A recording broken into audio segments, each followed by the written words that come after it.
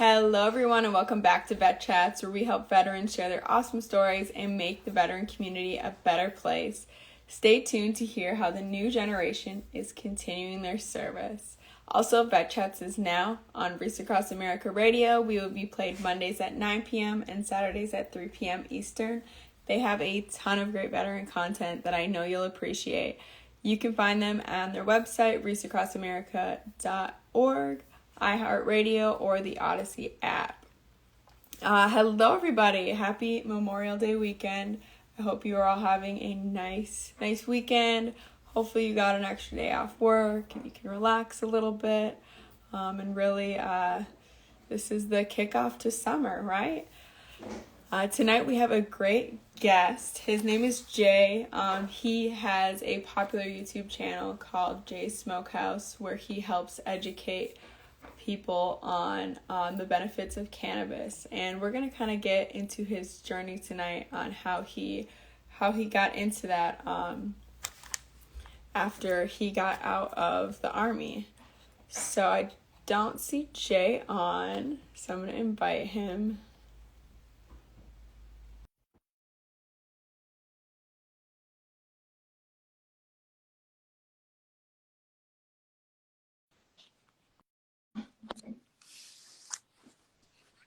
Hey, how's it going? Right. Hey, Jay, how you doing? Pretty good. Good. How you doing? How are you? Good. How was your weekend? Did you Not do yet. anything special? Well, I did go to the lake with the family today. That was fun. Get out in the sun and enjoy the nice weather we had this Memorial Day. Oh, that's good to hear. Oh, there's nothing better than a good day on the lake, right? Did you go fishing, or were you able? Was it warm enough to go swimming? A little chilly for me, but the kids were loving it. Right. That's what I love about kids. They don't care. They see water. They don't factor in how cold it is, and they definitely don't think about how cold they're going to be when they get out. They just go for it. And I think we could all take something from that, right? That's awesome. So I'm happy to have you here tonight and excited to get into your story. So let's get started. So Jay, you were in the Army. What led to your decision to joining the Army? It's ever since I was about 7 years old, I saw Saving Private Ryan without my parents' knowledge, and ever since I saw them defending that bridge at the end of the movie, I said that's what I wanted to do. I wanted to die for something. I didn't want to die old in my bed. That's just how I felt. And all my childhood, that's what I wanted to do. And so when it came time to it, my brother offered me, because he was already in, offered me a chance to get in. So I took it. Yeah, I feel like before we get in, we have this picture of how everything's gonna go. You think about the honor, how great it's gonna be. So how was it? Did it live up to your expectations, or what kind of was your thought after joining and kind of comparing your dream of joining? The modern Army isn't exactly what World War II, or at least Saving Private Ryan, portrayed it to be. So it didn't really live up to my expectations. But I still loved it. I mean, great experiences, great things that happened, a lot of bad things that happened, but still made me into who I am today. And so I try to take only positives from it, but there are, as many veterans know, many negatives. Absolutely. And I think that's a great mindset to have, because it could be so easy, especially for you, as we'll get into your story a little further, to focus on the negatives. But that's great. So after you joined, what was your job, and how was that training when I like joined, for you? I became a 13 Foxtrot, or a forward observer. And that is just calling for fire, putting eyes on where you want the artillery to go. And I really enjoyed it. It was a lot of fun. The only problem is it's a dying breed. All the drones pretty much make us obsolete, which still, I think you still need human eyes. Even though you have drones, there's still things that human eyes, I won't go into that. But anyway, we were pretty much obsolete. So we got reclassed as mortarmen when we were actually moved and deployed. Oh, and how was that reclassifying for you? Was it hard to kind of learn a whole new um, It career, wasn't new too job bad. They gave position? us a crash course. It was like 2 or 3 weeks, part of MOB, and it was a lot of fun. We were with a bunch of friends that we knew that were already a mortarman platoon, and so they really helped out, and it was a lot of fun. I would say I very much enjoyed it, and being able to say that I was part of the infantrymen's group, even though 13 Foxtrot used to be 11 Foxtrot and then switched to artillery. Okay. Okay, gotcha. So how long were you in before you had your first deployment? I was in not long. I mean, I was in basic training, and I called my brother, and he said, "Hey, just so you know, we're going to Afghanistan." And so that's when I knew I was going to deploy. Was in basic training. And Yes, your brother I also was. I was deployed with actually a you, right? guardsman, and because we were reclassed as mortarmen, they allowed us to stay in the same platoon because our teams were going to break up, so we weren't part of the same team. Ergo, we went to completely opposite sides of the country already. Wow. So you were able to communicate a little bit with him while you were For over there? briefly, for like a couple of weeks, and then I can't remember. My phone broke, or I couldn't get minute cards. I was in a very isolated part of the country. Yeah, understandably.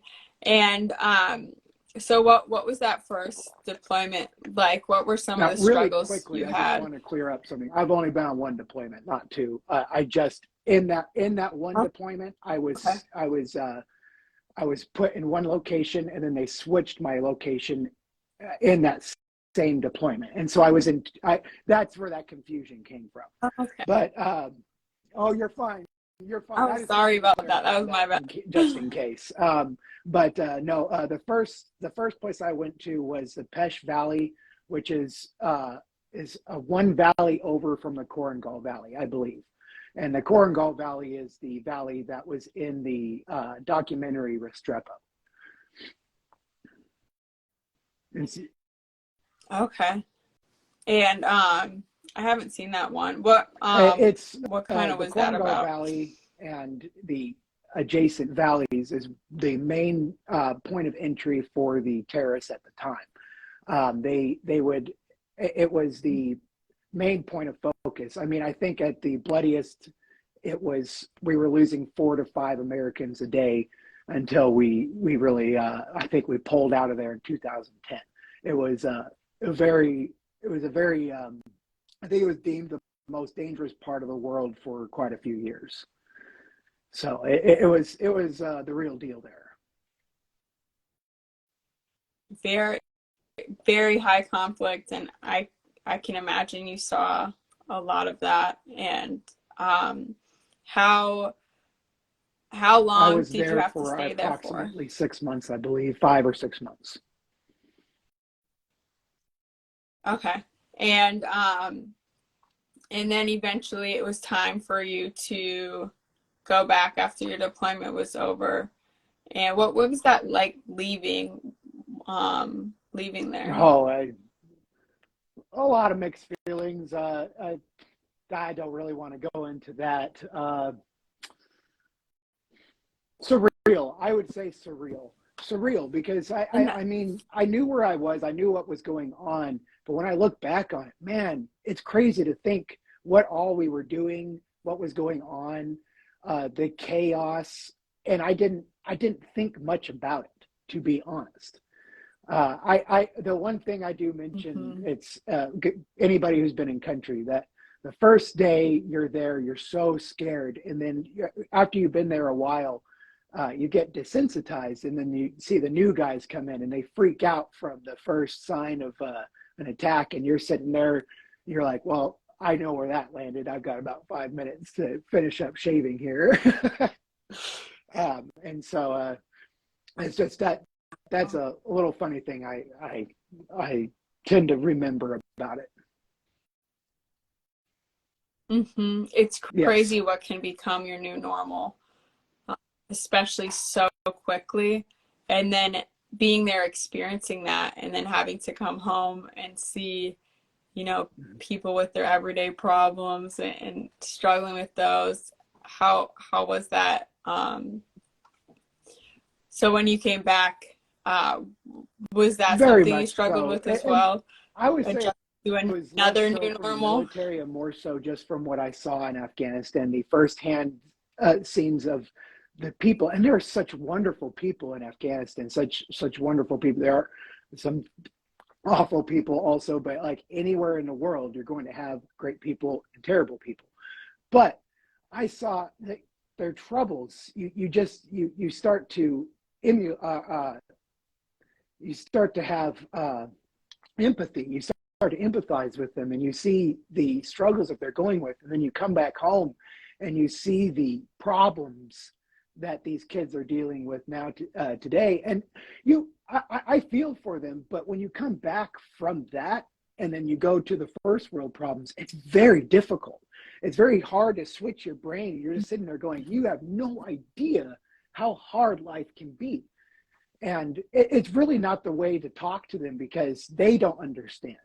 And you used to be that. You have to be able to Yeah. put yourself back into your, and it's a very hard thing to do, because to rewind your mind and see that person that you are disgusted with and be able to have empathy for the person that you are seeing, that it's a difficult thing, but something we all need to work on. hmm Yes, and it's like you've gone through something, you've seen things, and it's changed you to your core permanently, and that's something you're always going to carry with you. But let me ask you this, what is something that has helped you to not um maybe not be as reactive, or maybe not, be as judgy, or help you kind of cope with that, There's those a differences couple in of things. Now, cultures? first off, and now honestly, it was cannabis. Um, I went through a lot of different kind of medications, and I a lot of issues from prescribed medications. I became an addict. I was an alcoholic before that, and then I had someone offer me cannabis, and my goodness, the help and aid that it gave me. But I abused it in the beginning. I will be honest. I used it when nobody was talking about it. You really didn't have much knowledge on it. So that would be my biggest issue there. But the second thing would be my service dog. I got a service dog, and my goodness, does a service Mm. animal, specifically for me, a dog, it really, really helped. My goodness, he is my best friend. He really, I wouldn't have been prepared for my wife if it wasn't for my dog. And so he was a very integral part of me getting better. He's still around. He's 9 years old now, but such a wonderful dog. And then my wife. When I met her, she gave me another reason for living. I was totally content with being a hermit and wasting away. I was just gonna stay in my house, live off my disability, and die. I was happy with doing that. And then she came into my life, and my goodness, she swept me off my feet, made me realize the stupidity I had, and then the drive that I didn't have anymore. She rekindled that. And I mean, I took jobs that I wouldn't subject my worst enemies to, just to be able to support her and help her and aid her and just do what I could for her, because I wanted to provide for her. That is so cool to hear. I mean, I think anyone hearing that right now can't help but form a smile, because you can just feel your happiness in your voice. But I'd like to go back a little bit about, you mentioned being a hermit, and what kind of led to that. I know you were suffering from a few things, PTSD and the TBI, and what what kind of helped you to get help? I know Well, what you're okay, let's saying. let's start with I yeah. would say it was, um, I don't want to go into specifics here, but I almost killed someone that was really close to me. And when I say that, I mean, I was, if they had lifted their pinky, I was going to destroy them. But thankfully, they were smart enough to just not do a thing. And so I smashed in a steel door behind them instead of hitting them. And it demolished the two bones and the two small bones in my hand here. I just turned them to dust. I hit it several times. A stupid thing, but I did not want to hurt him. I wanted him dead, to be honest with you, at the moment. But deep down, I loved them, and I didn't want to hurt them. So that's what I did. And that's when, I mean, people were just like, you need to get help. We're going to take you to the VA. You've got issues. I didn't want to admit that I had the issues, but I decided, you know, if I broke my hand, I didn't even feel it. I destroyed my two bones in my hand, and I was just sitting there, and I remember looking at everybody going, well, my hand's broke, and I sat down. I didn't even feel it. I was so enraged and had so much adrenaline rushing through my body.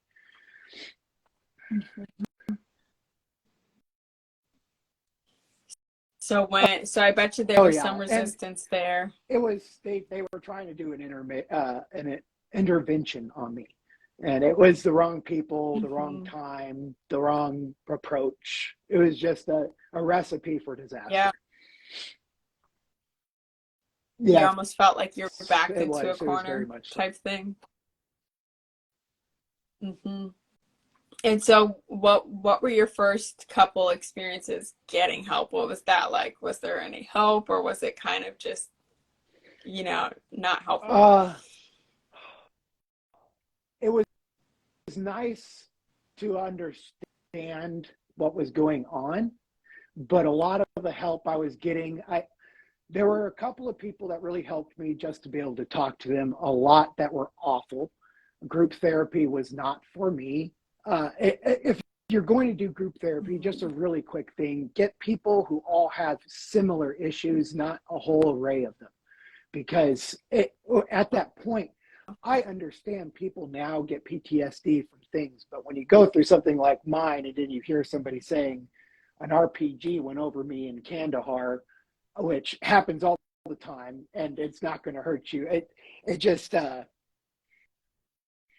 it's stuff that messes with you like that when you first get home and you're like, I went through way worse. And now that, you know, I've done a lot of therapy, I understand there's different levels. Some people just can't handle certain levels of things. But at the time, I'm just sitting there going, go through what I went through and then tell me about your problems. And I was just a classic veteran. I mean, I have friends, when we watch The Big Lebowski, they're like, that's you. John Goodman, that's you.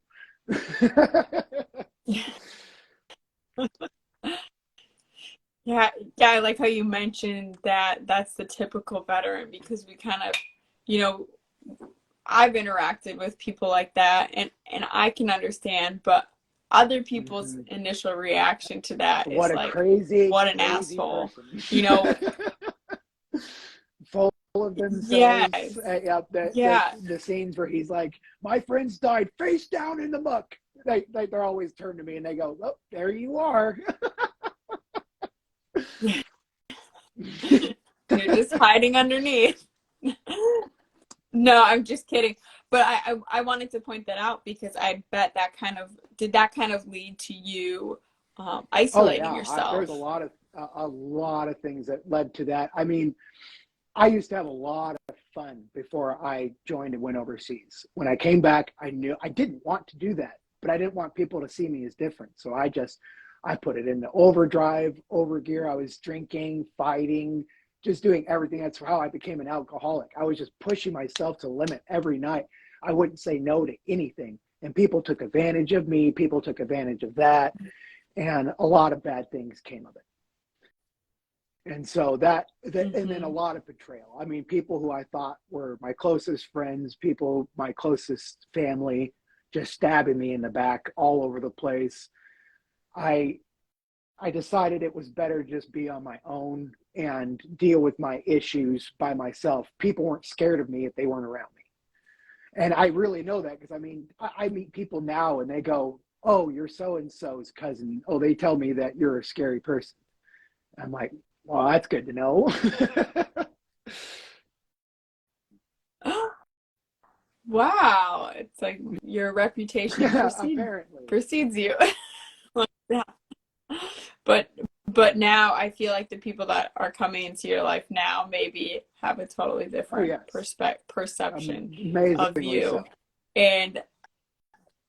And that didn't just happen automatically. Like you said, you've done a lot of therapy and a lot of work. So I'm kind of interested, again, in what was there a specific therapy that really helped you, or that was more like The best therapy meshed I with got you? was not from a licensed therapist or psychologist at the time. They are actually a social worker now, but they tell me I was the best. He was going to Mhm. school to become a social worker. He was my best friend. He was always around with me. He was actually in the Navy like you, but they gave him the option to chapter out after basic, and he took it immediately. And so he didn't really do much. And so I tell him I accept him as a fellow military personnel, but he refuses to say that stuff. But I'm okay with it. If you've gone through basic, oh well, you've done a lot more than most people. But anyway, he Sure. came. He was always around with me, and at my lowest point when I was going to do things I should not have done, he came in and I mean caught me. And most people would sit there and make you and be like, oh no, you shouldn't do this, you have so much to live for, you have all this. That's not what he did to me. I mean, I know he was so sickened and taken aback by what I was doing, and he immediately said, I can't believe you. And I was taken aback too. I was like, what? He's like, what? Are you selfish bastard? Sorry about cussing, but he's like, you're you selfish. Do you not think about what if I'd walked in 5 minutes later? What if your mom had come here? What would I have to tell your parents? What I think about that? And I mean, that really got me to get out of my own self and realize I was only thinking about myself, my own problems, my own issues, and realizing if I had done what I was thinking about doing, I would have caused a plethora of other issues, and not something I ever would have wanted to do. Mhm. And he really helped me see that. And maybe some people would look down upon that, but in my opinion, that's really the turning point that really got me to see the problems that I had. But that was a part of the addiction from pills and then into harder drugs and stuff. So issues with that. But anyway, uh, that's all I have to say there. Yeah,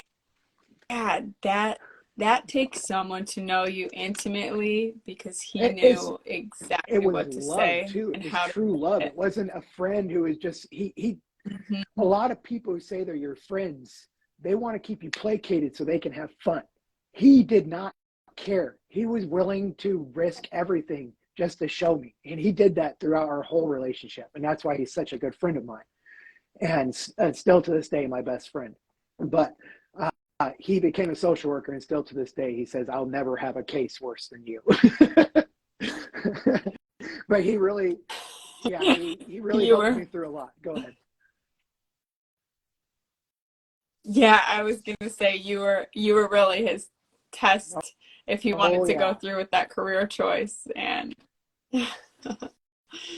yeah, that's incredible. I'm glad he was there for you, because I know so many vets and so many people out there, they don't have that person to wake them up, to get them to actually see it from the outside perspective.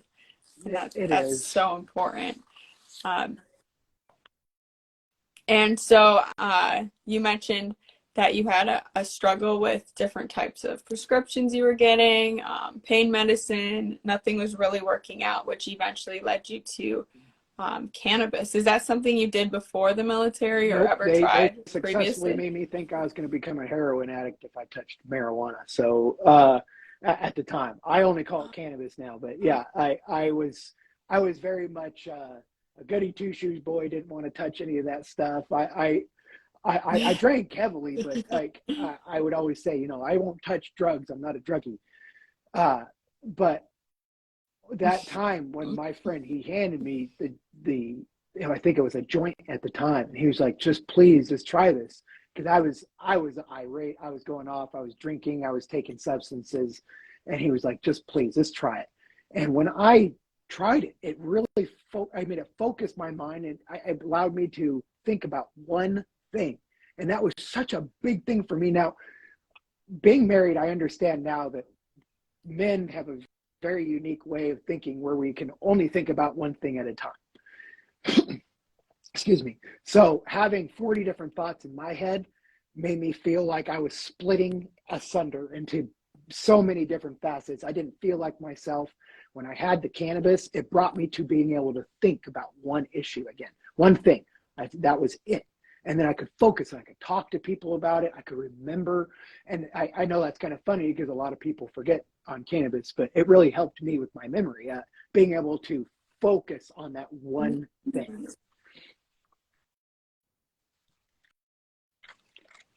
Yes, yeah. I know it has, you know, you hear so much about it. I think it's a very misunderstood, I don't want to call it a drug, but it's very misunderstood. I'll say that.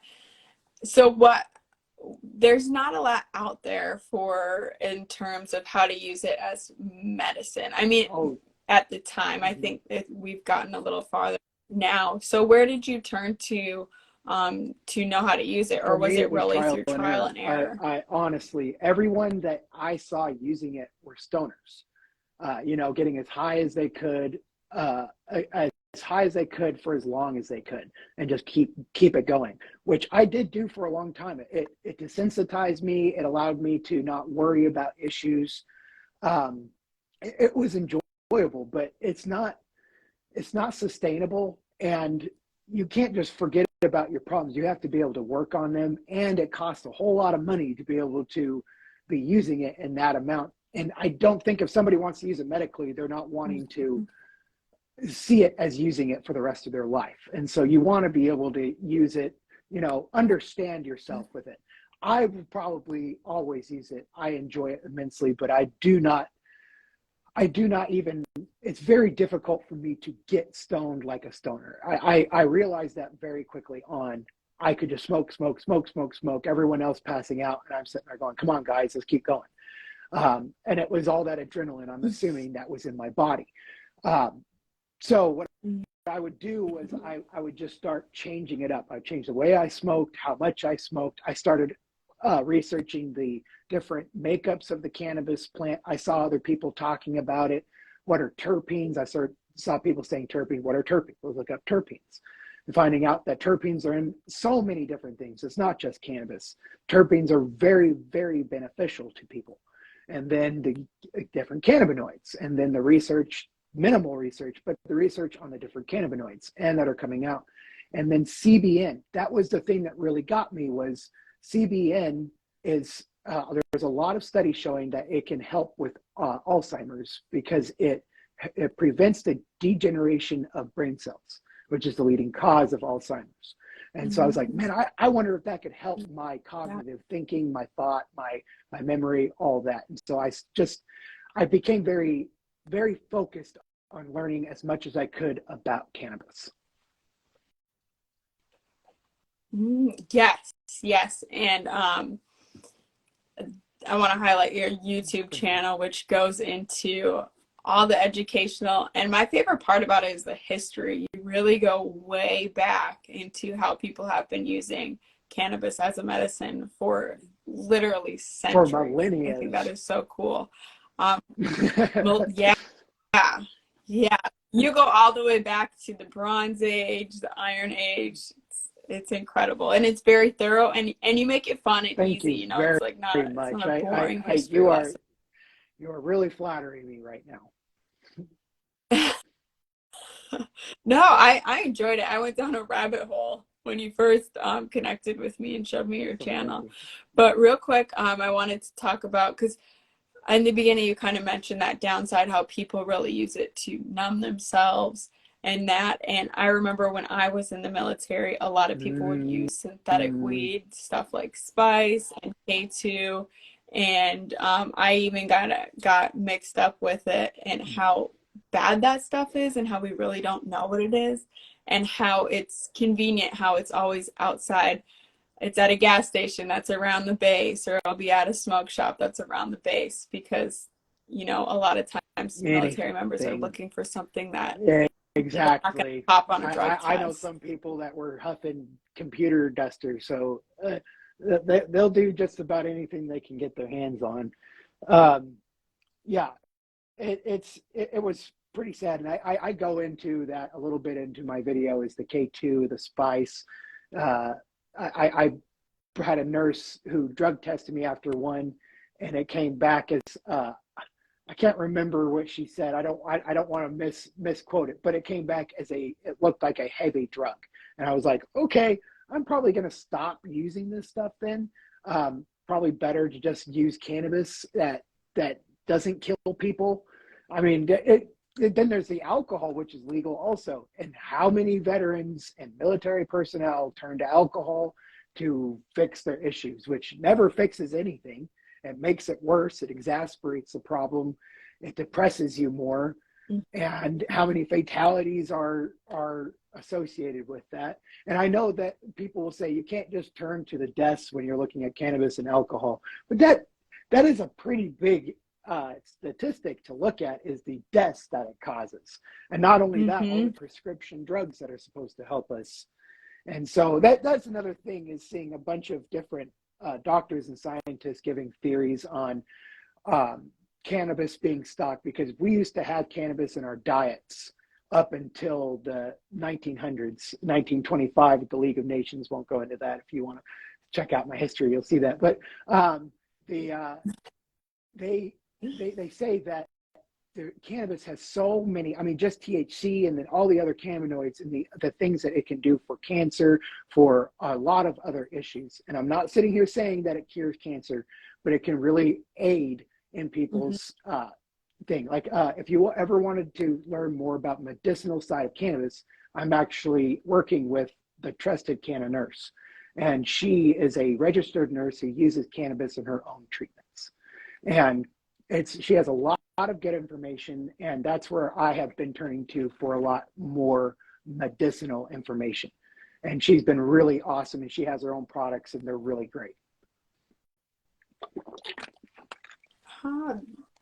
That sounds like a great resource. I really like how you mentioned that it's not something that you can use as a crutch, and it's not, Mm-mm. like the end all cure all, because I feel like when a lot of people start out, they're so hopeful because they're looking for that, and then they end up abusing it, or, overusing it.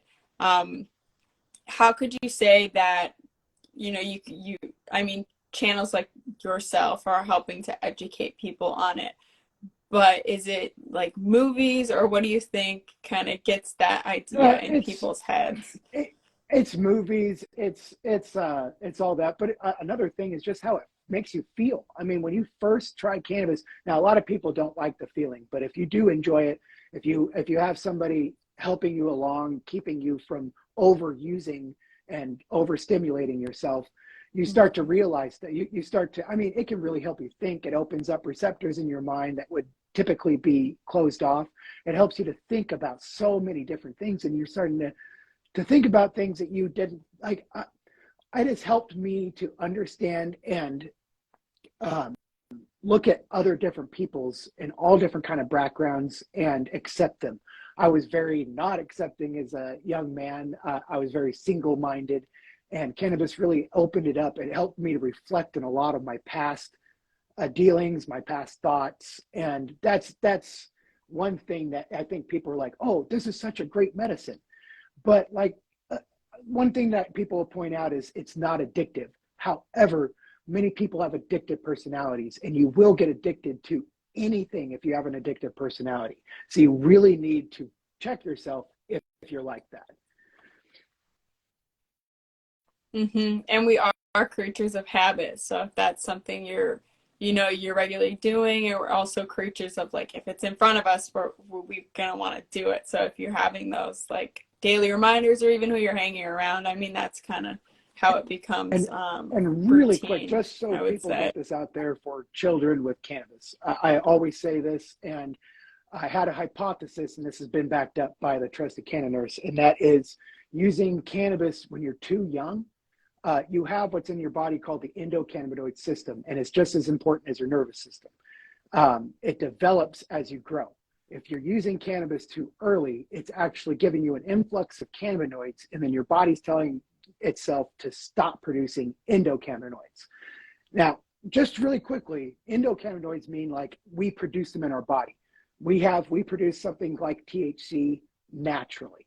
And that's like when you're running and people talk about runner's high, that's the THC that we actually produce.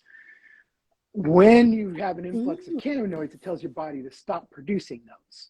And so it actually stunts the growth of your endocannabinoid system because it's your body saying, I have enough cannabinoids. Why am I going to produce more? And then, and so later on in life, they become more desensitized to cannabis. They have a lot more anxiety issues because their body doesn't have enough to regulate itself. And then when they're using cannabis, they're actually getting more cannabinoids than they need, and it's a complete off balance. It doesn't always happen, but it is a huge possibility, and that's why I always suggest do not use cannabis until you're at least 18, but I suggest until your brain is done developing.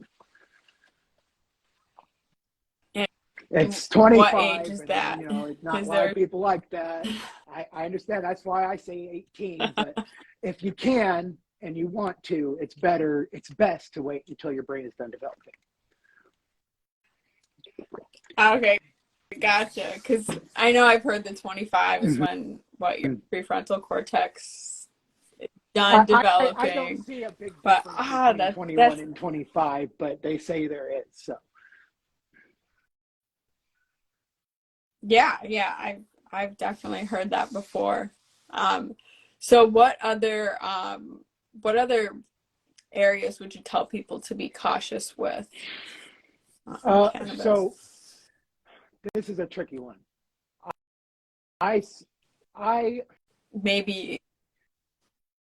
I want people to be able to purchase from legal sources so that they don't have any issues or scares of uh, lacings with fentanyl or any other poisonous substances. Now that's a difficult one there because it can be really expensive. It can be a lot cheaper going the other route. You want to support people who have been doing it for a long time. But I think it's better for us all to move into a more legal situation. But I'm working towards hoping for decriminalization at the same time as legalization so that those who want to grow themselves Mhm. can. And I think that those who are in the professional business that, they say, I don't want someone to stop buying from me. Not everybody's going to grow. Even if they all start trying to grow, it is very difficult to grow. I have done it myself. It's a very hard process, and everyone can grow their own food, and they don't. And so it's just the reality. Not everyone's going to grow their own. Yes, yeah, it definitely takes a certain climate, or Uh, synthetic climate that you're so much to creating. it, And and just the light cycles, the nutrients. It's so easy to kill a whole batch and spider mites. I won't go into all of this, but there are so many issues when it comes to it. But then also really yes. quickly, yeah, you will go into it later, I'm sure. Okay. But yeah, that was my other thing, is kind of like barriers to it, which you kind of mentioned: legalization, accessibility, and definitely safety is something Yes. that And you some people mentioned to do keep in have an mind. allergy to cannabis, and not a lot of people know that. I've met a couple of people who have it, and it can be set on by edibles. It seems more so than anything else, but it just seems their body is rejecting the cannabis. It makes them way too paranoid, way too anxious. And so I can't remember the name of it, but there is an actual disease that you're allergic to cannabis now. So I just want to be cautious, but also mold in cannabis can mimic the same issues. And so a lot of people might think that they're getting allergic to cannabis, but they might just have a batch that wasn't cured correctly. Oh, okay. That makes a lot of sense. So we are coming up on time. So I wanted to ask you, is there anything else that I could help you share tonight? I just want, I want as much, I want as much attention on veterans and cannabis, both. There's so much mental illness with veterans specifically, but I mean, anyone with mental illness, anyone with PTSD, but as a veteran myself, that's where my passion lies. And then cannabis, which cannabis can help so many with the issues that we have, veterans, that's what I want to share. And whether or not people look at me, I want them to look at the people that I'm going to be bringing on. That's what I want to get people in touch with others, and with my professional content that I try to create, I want you to be able to share it to people who aren't for cannabis. That's my goal with my channel, is not showing. I don't smoke on my channel. I'm not obnoxious with it. I try to make it so that anyone who is against cannabis can watch my videos and go to the end and not be disgusted. Perhaps I'll be able to change a couple of minds, which I know I already have. Yes, absolutely. Your videos are very professional. And so where can people find them? And also there's so many videos. Where would you recommend people start if they are kind of on the fence about cannabis? If they're on the fence about cannabis, I would watch, depending, if you are a combat personnel or a military personnel, check out my PTSD journey videos. That's where I would start. If you are not, let's say you are an intellectual and you are against cannabis, but you're willing to hear it out, check out my History of Cannabis series. It goes through a lot of it. It shows how heinous the prohibition on cannabis was, the disgusting way it was made illegal, and the horrendous reasons why it has been kept illegal. Yes, those ones are very interesting. A lot of people don't understand the history of it and why it was made illegal for so long. So yes, I would recommend that one as well. So Jay, what is the official name of your YouTube channel in case people haven't heard it? And is there anywhere else people could connect it is or J find you? Smokehouse, J''S Smokehouse. All one word for Smokehouse. I have an Instagram here, obviously, J Smokehouse 420. And then I also have a Facebook, which is J Smokehouse as well. And I'm working on Patreon and some other things to have more personalized information, ways that you can help contribute to future videos and such like that. Just trying to build up more content and get myself lit a fire under me so I really get this stuff pushed out. Yes, absolutely. You're doing great work. Thank you so much for coming on and sharing your knowledge. I want to thank everyone who joined the live. It's been a lot of fun seeing you guys pop in. And thank you to anyone who is listening to the replay of this. I hope you have a great rest of the week. And thank you again, Jay. Take care. Thank